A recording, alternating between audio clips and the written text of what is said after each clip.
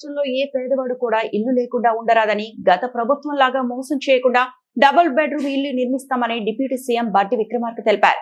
బుధవారం అసెంబ్లీలో మాట్లాడుతూ బిల్లులు నెలకోసారి కాకుండా వారానికి ఒకసారి విడుదల చేస్తున్నామని పేర్కొన్నారు. పేదల సంక్షేమానికి ప్రభుత్వం కట్టుబడి ఉందని ఆయన స్పష్టం చేశారు. నియోజకవర్గానికి 3500 ఇళ్ళు లెక్కను 4.5 లక్షల ఇళ్ళు శాంక్షన్ చేస్తున్నామని చెప్పారు. దాని ప్రకారం రాష్ట్రంలో ఉన్నటువంటి శాసనసభ్యుల్ని, అధికారుల్ని, జిల్లా అధికార యంత్రాంగాన్ని, హౌసింగ్ శాఖని ఒకటి కాదు రెండు కాదు అనేక సార్లు సమావేశాలు పెట్టి అర్హత కలిగినటువంటి వాళ్ళందరి చేత నియోజకవర్గంలో 3500 ఇళ్ళు శాంక్షన్ చేపించడం మీరు ఇవ్వండి, శాంక్షన్ చేస్తాం. దానికి ఎన్ని వేల కోట్ల రూపాయలైనా సరే పేదవాళ్ళ కోసం ఖర్చు పెట్టడానికి సిద్ధంగా ఉన్నామని చెప్పి అనేక సందర్భాలు సభలో చెప్పారు అధ్యక్ష.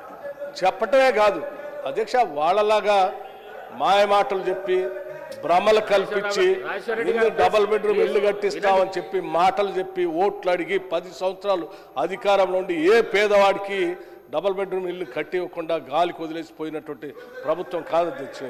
వారు చాలా నిక్కచ్చిగా హౌసింగ్ శాఖ మార్చిన నిక్కచ్చిగా దాని మీద రివ్యూ చేస్తూ నెలకొకసారి కాదు అధ్యక్ష, బిల్లులు వారానికి ఒకసారి బిల్లులు రిలీజ్ చేపిస్తూ ఉన్నారు.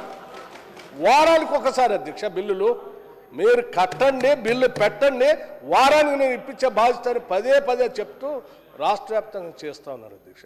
ఇంత ఉన్నతమైన కార్యక్రమం అధ్యక్ష. రాష్ట్రంలో ఉన్నటువంటి పేదవాళ్ళు అధ్యక్ష, గూడు లేనటువంటి వాళ్ళు ఆత్మగౌరవంతో బతకాలని, ఈ రాష్ట్రంలో ఏ పేదవాడు కూడా ఇల్లు లేకుండా ఉండకూడదనేటువంటి ఒక ఉన్నతమైనటువంటి ఆశ ఆలోచనతో 22,500 కోట్ల రూపాయలు ఖర్చు అవుతున్నప్పటికి కూడా, అంత పెద్ద భారమైనప్పటికి కూడా తప్పనిసరిగా ఈ రాష్ట్రంలో ఉన్న ప్రతి పేద కుటుంబం మన కుటుంబమే వాళ్ళ కోసం కట్టాలనేటువంటి ఆలోచనతో అంత భారాన్ని మోస్తూ పనిచేస్తూ ఉంటే అభినందించాల్సింది పోయి మీరు నియోజకవర్గానికి 4.5 లక్షలు ఇల్లు ఇస్తా అన్నారు, ఇవ్వట్లేదు, బిల్లులు తగ్గి అధ్యక్ష.